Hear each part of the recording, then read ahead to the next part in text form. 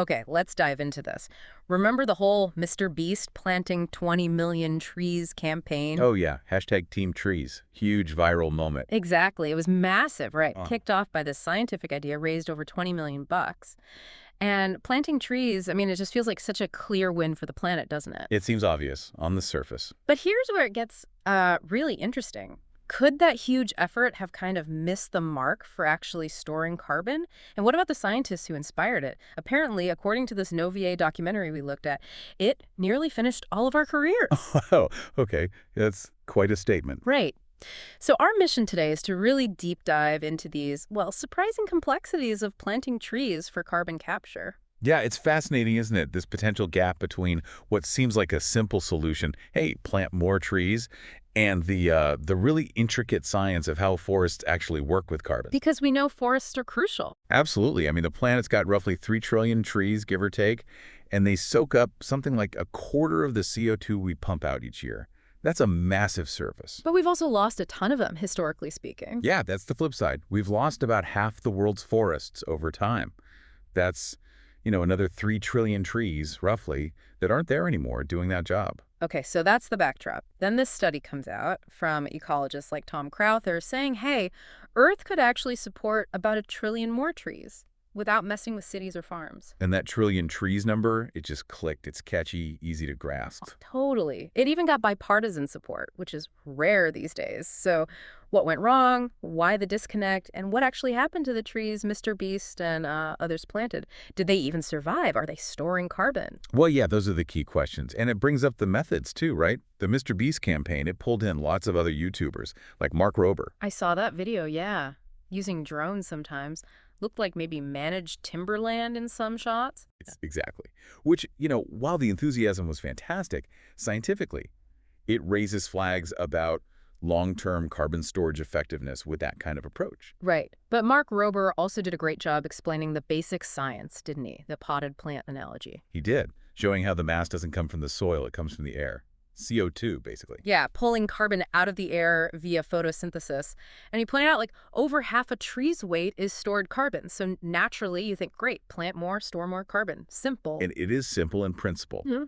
But putting a sapling in the ground isn't the same as creating a functioning carbon-rich forest ecosystem. That's the nuance. Okay. Tom Crowther himself, the scientist from that original study, he's talked about this. How the campaign kind of zoomed in on just planting trees, and the focus on the whole forest system got a bit lost. So the complexity got smoothed over by the viral message. Sort of, yeah. And that seems to be where some issues started. Actually, Novia, who we collaborated with for this deep dive, they dug into this in their documentary.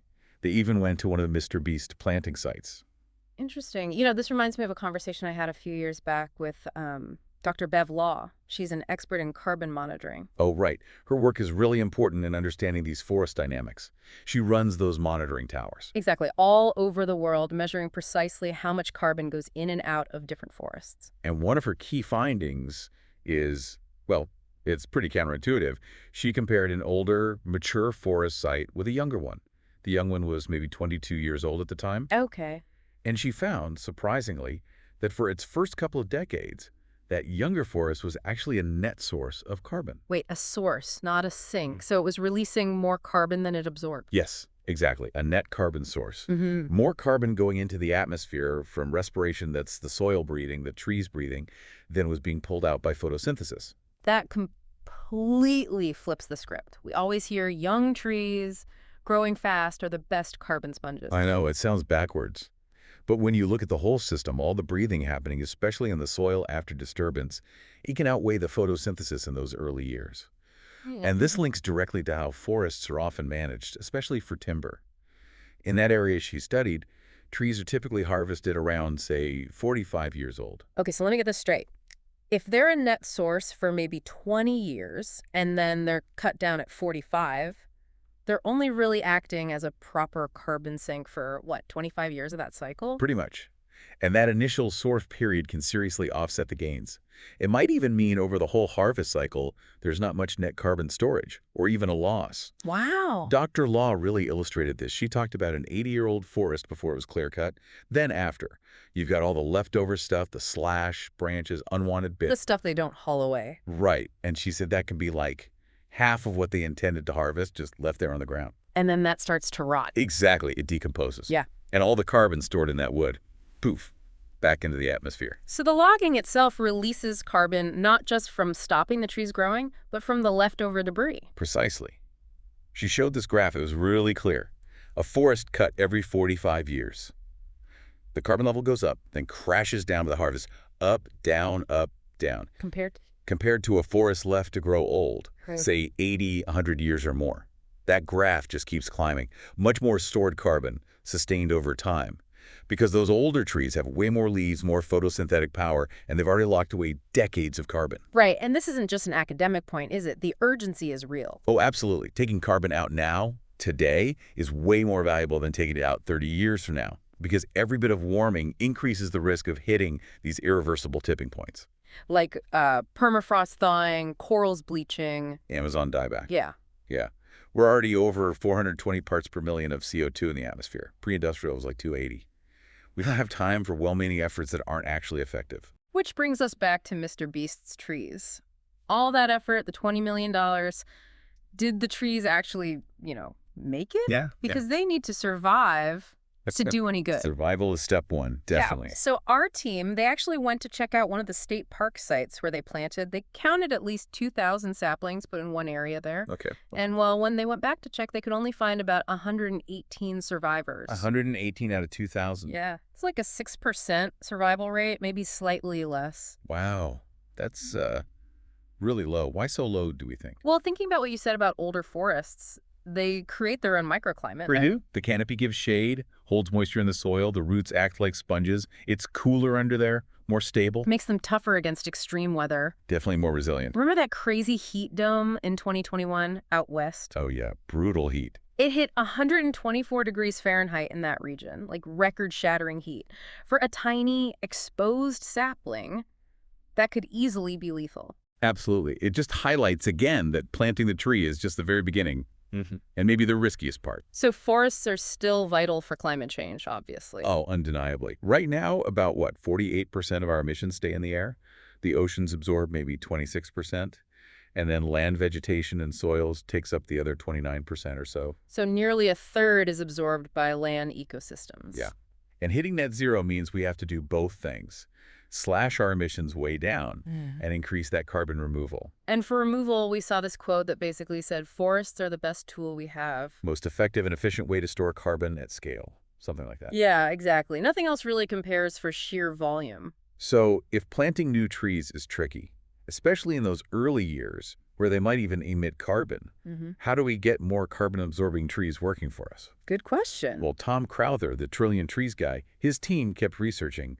They did newer modeling on global forest carbon potential. And what did they find this time? They found that forests could potentially store about a third of all the carbon humans have put out since the Industrial Revolution, which is huge. A third? Wow, where is that potential? Is it all in planting new forests? Actually, no. That's the kicker. Most of that potential, the vast majority, is in our existing forests. The ones we already have. Exactly.